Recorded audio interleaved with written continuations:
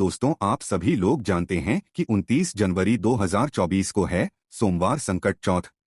दोस्तों, ये साल की सबसे बड़ी चौथ होती है, इसलिए आप लोगों को ये सोमवार संकट चौथ का दिन बिल्कुल भी नहीं छोड़ना चाहिए, क्योंकि दोस्तों ये एक ऐसा विशेष दिन पड़ रहा है।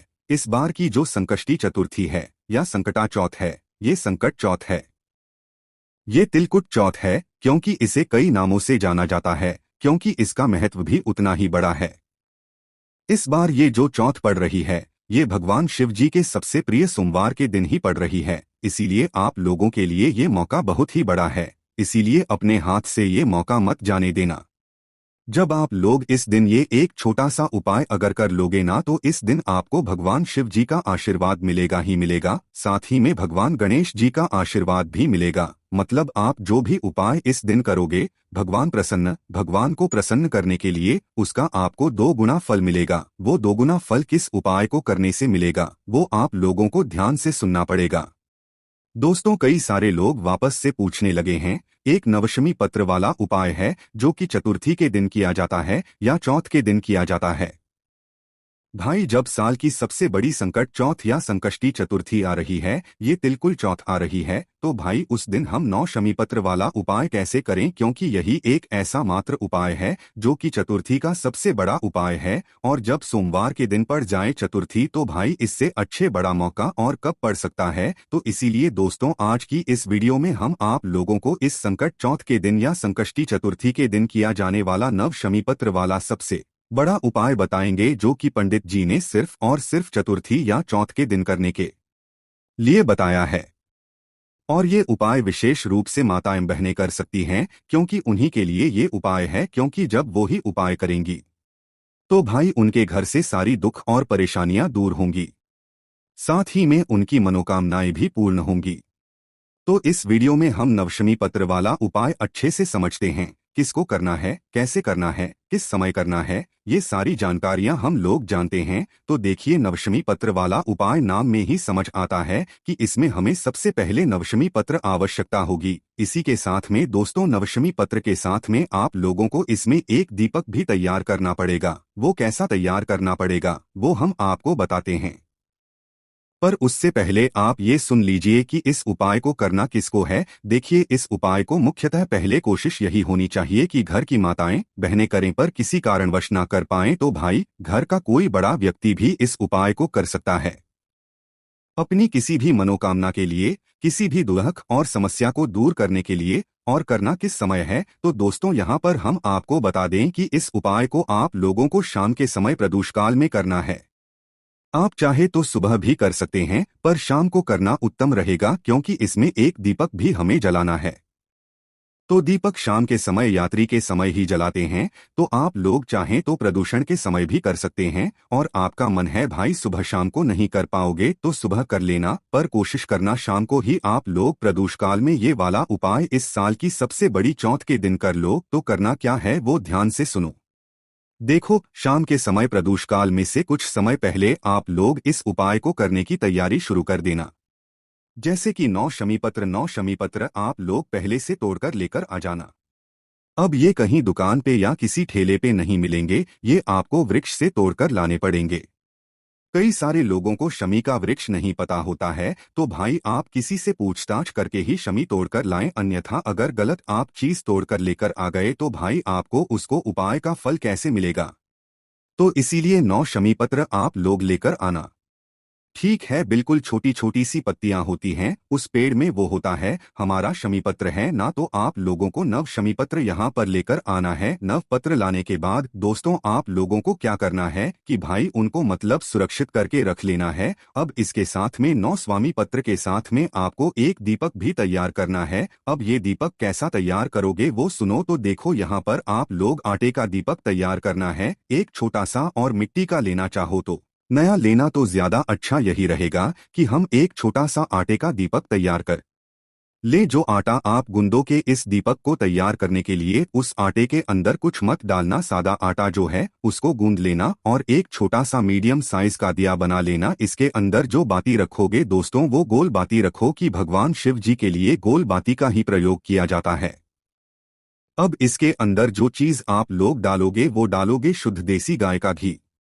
इसके अलावा और कुछ मत डालना, क्योंकि ये वाला उपाय में सिर्फ एक ही दीपक जलेगा जो कि बहुत ही ज्यादा महत्वपूर्ण है ना। इस वाले दीपक से तो आप लोगों को शुद्ध देसी गाय का घी डालना है। और हम आपको हर बार कहते हैं कि भाई उपायों के लिए, भगवान की पूजन अर्चना के लिए शुद्ध देसी गाय का घी थोड़ा सा अलग रख लिया करो। ज्यादातर लोग रखते हैं पर कुछ लोग नहीं रखते हैं, तो भाई आप लोग भी रखना शुरू कर दीजिए, क्योंकि मिलावटी चीजों से जब आप कोई भी उपाय करते हो तो आपको उसका पूर्ण नहीं मिल पाता है, क्योंकि भगवान को हमेशा शुद्धता जो है चीज चढ़ती है, शुद्ध चीज चढ़ती है। शादी में शुद्धता का हमें विशेष रूप से ध्यान रखना पड़ता है।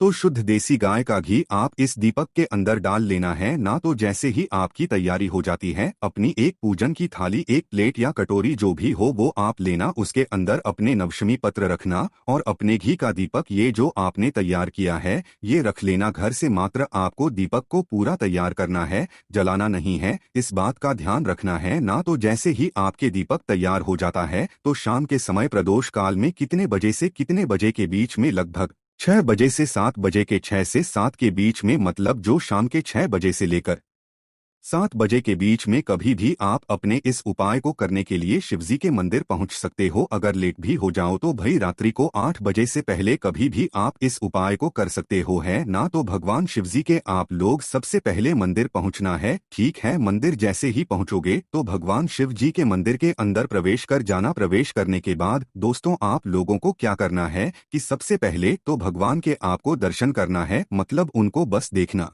है, उनको निहारना है, उनके दर्शन कर लेना है, ठीक है। उसके दोस्तों अगर आप इस उपाय को सुबह कर रहे हो तो देखो सुबह आप पहले अपनी पूजन अर्चना कर लेना। जल चढ़ा रहे हो, चंदन लगा रहे हो, जो आप पूजन अर्चना करना चाहो भगवान शिव जी की, क्योंकि सोमवार का दिन रहेगा तो सभी लोग पूजन अर्चना जरूर करेंगे। तो भैया पहले आप अपनी पूजन अर्चना सारी कर लेना, उसके बाद ये वाला उपाय करना है। तो जैसे ही पूजन अर्चना हो जाए, इसी तरीके से शाम की भी है, शाम को भी आप पहले दर्शन कर लीजिएगा, सब कर लीजिएगा, उसके बाद उपाय कीजिएगा। तो अब आपको करना क्या है कि आप भगवान शिवजी के मंदिर के अंदर पहुंचे, अपनी उस उपाय की थाली को लेकर, या जो प्लेट के अंदर या पूजन वाली थाली आपने सामग्रियां रखी हुई है उपाय को करने के लिए, है ना। तो आप कितने शमीपत्र लेकर आए हो? पूरे 9 शमीपत्र लेकर आए हो। साथ में क्या लेकर आए हो? एक घी का दीपक लेकर आए हो, है ना। तो अब आपको करना क्या है कि 9 शमीपत्र और एक घी के दीपक का क्या करना है वो ध्यान से सुनो। देखो सबसे पहली चीज आपको अपने 9 शमीपत्र में से कितने 5 शमीपत्र अलग निकाल लेने हैं। कितने? पूरे 9 का अभी हमें इस्तेमाल नहीं करना है, हमें 9 शमीपत्र में से 5 शमीपत्रों को अलग निकाल लेना है। देखो शमीपत्र भी अच्छे अच्छे लाना, ऐसे ना हो आप जल्द में कैसे ले आओ, अच्छे लाओगे, शुद्धता का ध्यान रखोगे तो उपाय अच्छा काम करता है। तो 5 शमीपत्र लेकर आना। 5 शमीपत्र को लाकर, मतलब 5 शमीपत्र अलग निकालकर, अब आप पहले भगवान शिवजी को, शिवलिंग को देख लेना। और भगवान शिवजी के शिवलिंग पर जहां पर भी गणेश जी का स्थान होता है वो स्थान देख लेना। जिस जिसको नहीं पता हम उसके लिए बता देते हैं कि भगवान शिवजी की जो शिवलिंग होती है, शिवलिंग के ऊपर एक गणेश जी का स्थान होता है। मतलब ये वाला जो उपाय है ये आपको भगवान गणेश जी की मूर्ति के पास में नहीं करना है, क्योंकि दोस्तों शिवलिंग के अंदर ही शिवजी का पूरा विराजित होता है। तो इसलिए शिवलिंग में जहां पर गणेश जी का स्थान है पहले आपको वो देख लेना है। तो हम आपको बता दें कि जो भगवान गणेश जी का स्थान होता है शिवलिंग में वो होता है जलाधारी के ऊपर। भगवान शिव जी की तरफ से आप खड़े होकर देखना। आप भगवान शिव जी की तरफ जब खड़े होकर देखोगे तो आपको उल्टा हाथ पड़ेगा, बट जिस तरफ से भगवान बैठे हुए हैं आप जब उस तरफ से देखोगे तो भगवान शिव जी की जो राइट हैंड साइड होगी, मतलब सीधे हाथ की तरफ जो जलाधारी होगी वो जलाधारी का हिस्सा भगवान गणेश जी का स्थान होता है। मतलब शिवलिंग तो होती ही है पर जो जलाधारी होती है ना, जलाधारी का जो हैंड साइड होता है या सीधे हाथ का भाग होता है वो होता है भगवान गणेश जी का स्थान। तो आपको क्या करना है, सबसे पहले अपनी 5 शमीपत्रों को अलग निकालकर उन 5 शमीपत्र को एक साथ जमा कर इन 5 शमीपत्रों को भगवान गणेश जी वाले स्थान पर आपको समर्पित करना है। मतलब जलाधारी के सीधे हाथ पर राइट हैंड साइड पर। तो जो पत्तियों का भाग होगा वो शिवलिंग की तरफ होना चाहिए और जो डंडियों का भाग होगा मतलब इन 5 शमीपत रो की डंडी भी होंगी तो आपने जमा ली होंगी, तो डंडी का भाग जलधारी की तरफ पीछे की तरफ हो जाएगा, मतलब जहां से जल बहता हुआ है वो नीचे गिरता है, तो उस तरफ आप लोगों को करके 5 शमीपत्रों को डंडी करके रख देना है और पत्तियों का भाव शिवलिंग की तरफ करके भगवान गणेश जी वाले स्थान पर अपनी ये 5 शमीपत्रों को समर्पित कर देना है। 5 शमीपत्र जैसे ही आप लोग समर्पित कर देते हैं भगवान गणेश जी वाले स्थान पर, उसके बाद में दोस्तों आपके पास आप कुल मिला के 4 शमीपत्र बचे हुए होंगे। अब 4 में से भी आप 3 शमीपत्र अलग निकाल लो। 3 शमीपत्र अलग निकालकर इनको भी एक साथ जमा लो। एक साथ जमाने के बाद दोस्तों इन 3 शमीपत्रों को आपको कहाँ पर चढ़ाना है? इन 3 शमीपत्रों को आपको चढ़ाना है भगवान शिवजी की शिवलिंग के ऊपर, ठीक है। 5 स्वामी पत्र आपने कहाँ पर चढ़ाई? गणेश जी वाले स्थान पर जो अभी जो 3 शवीय पत्र आपने निकाली है, इन 3 शमी पत्रों को आपको भगवान शिव जी की जो शिवलिंग होगी, शिवलिंग के बिल्कुल ऊपर चढ़ाना है। इसमें जो पत्तियों का भाग होगा वो आगे की तरफ होगा और डंडियों का भाग पीछे की तरफ होगा, मतलब जो जलाधारी होगी जहां से जल नीचे गिरता है उस तरफ करके आपको पत्तियों का भाग करना है, पर चढ़ाना है शिवलिंग के ऊपर ही, बस डंडियों का भाग पीछे की तरफ हो जाएगा। तो मात्र 3 स्वामी पत्र आपको भगवान शिवजी की शिवलिंग के ऊपर चढ़ा देनी है। अब इसके बाद में आप लोगों ने 5 शमीपत्र भगवान के नीचे वाले स्थान पर चढ़ाई, 3 शमीपत्र शिवलिंग के ऊपर चढ़ाई। अब बचा आपके पास एक शमीपत्र, एक शमीपत्र के साथ में आपके पास एक घी का दीपक भी बचा है। अब कई सारे लोग ये गलती बिल्कुल मत करना कि जाते से ही घी का दीपक जला दो, क्योंकि घी का दीपक जो हमने बनाया है वो उपाय के लिए बनाया, ना कि आप लोगों को अगर आपको जलाना है दीपक भगवान शिवजी के मंदिर में, मतलब शाम के समय में या सुबह भी जलाना चाहते हो तो वो अलग से लेकर जाना, पर इस उपाय में 9 शमीपत्र और एक दीपक जो है जरूरी है। इस उपाय को पूरा करने के लिए तो दीपक अलग से जलाना चाहो तो पहले वो जला देना अपने पूजन में, पर उपाय के लिए एक दीपक अलग रखना है ना, ये दीपक आपको आखिरी में ही जलाना है जब आप उपाय कर रहे हो है ना। तो अभी आपके पास एक शमीपत्र और एक घी का दीपक गोल बाती का मतलब तैयार रखा है, जो कि आटे का है, जो है मिट्टी का होगा तो नया होगा है ना। और ध्यान रखना कि घर से बत्ती बनाकर नहीं लानी है, घर से पूरा दीपक तैयार करके लेकर आना है, नहीं तो आप लोग ऐसा करो कि बत्ती लेकर आ जाओ, वहीं पर रखे हुए दीपकों में दीपक जला दो, ऐसा नहीं होगा। घर से ही पूरा दीपक तैयार करके लाना है ना। इस तरीके से उपाय करना है।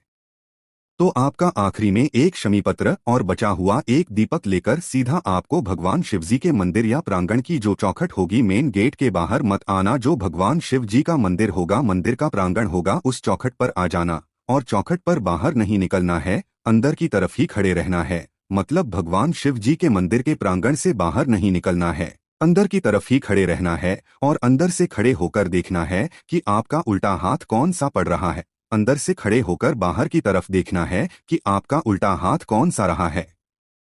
उस उल्टे हाथ की चौखट पर बैठ जाना है। मंदिर के बाहर मत निकलना, अंदर होकर ही बैठ जाना।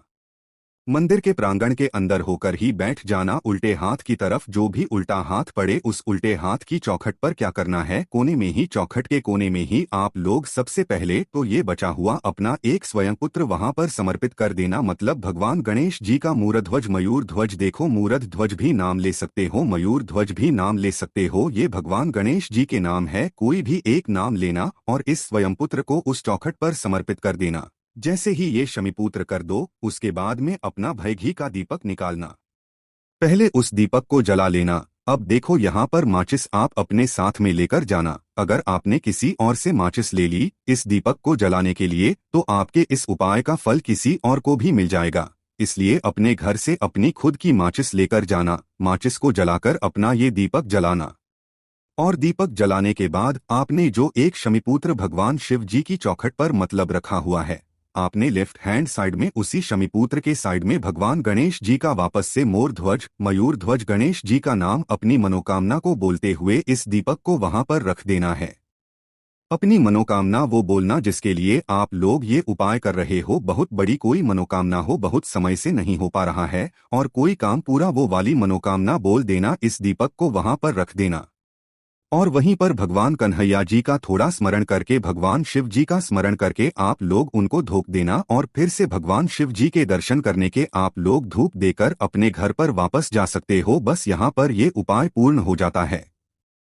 दोस्तों, ये 9 समय पत्र वाला उपाय कई सारे लोगों को अभी पता नहीं है, इसलिए आप लोग इस उपाय को ज्यादातर लोगों तक, क्योंकि भाई ये वाला जो उपाय है ना, इस उपाय को करने का सबसे बड़ा और सबसे सही दिन जो है आने वाला है, जो कि इस बार सोमवार के दिन ही पड़ रहा है, तिलकुट चौथ या संकट चौथ या संकष्टी चतुर्थी। अब आपको सोच लो इस एक ही दिन को कितने नामों से जाना जाता है, बस यही इतना बड़ा दिन सोमवार के दिन पड़ रहा है, तो इससे अच्छी बड़ी और बात क्या हो सकती है। तो भी आप लोगों को इस उपाय को इस दिन जरूर करना है। अपने किसी भी प्रकार की मनोकामना या दुहक और समस्या को दूर करने के लिए आप लोग ये वाला उपाय कर सकते हो।